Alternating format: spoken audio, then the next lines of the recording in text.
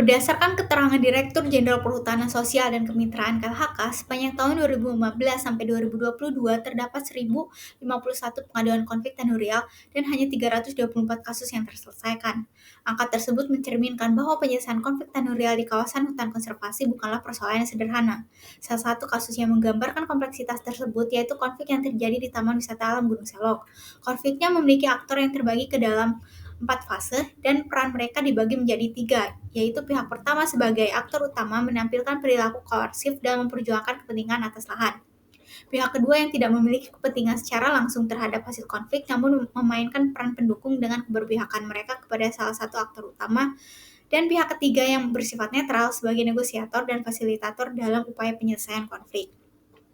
Dinamika konfliknya dimulai sejak tahun 1998, diawali dengan masyarakat Desa Karangbenda yang tidak memiliki lahan dan pekerjaan mengajukan permohonan izin pengelolaan lahan di Blok Karangpandan, petak 84A dan 84B kawasan hutan konservasi Taman Wisata Alam Gunung Selok. Namun permohonan tersebut ditolak sampai 2 kali sebab status kawasan. Terdesak kebutuhan hidup, tahun 1999, sebanyak 145 orang membuka lahan secara paksa dan menggarap 8,7 hektar untuk pertanian.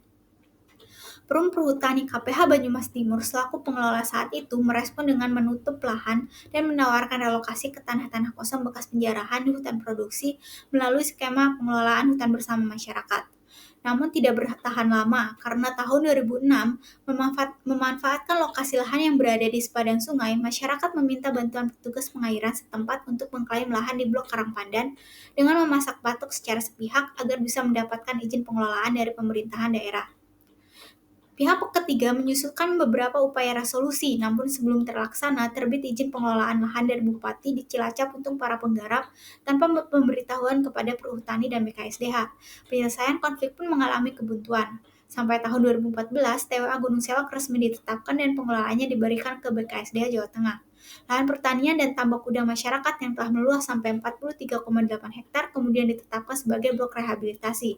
Berbagai upaya resolusi lain terus dilakukan, seperti penanaman dan mengalihkan fokus penggarap ke jasa lingkungan.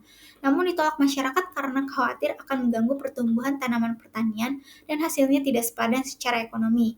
Hingga saat ini, sebanyak 183 penggarap tetap bertahan di lahan seluas 37,45 hektar di blok rehabilitasi dan sebagian blok pemanfaatan Taman Wisata Alam Gunung Selok. Sekian dari saya, Reza Apriliani. Terima kasih.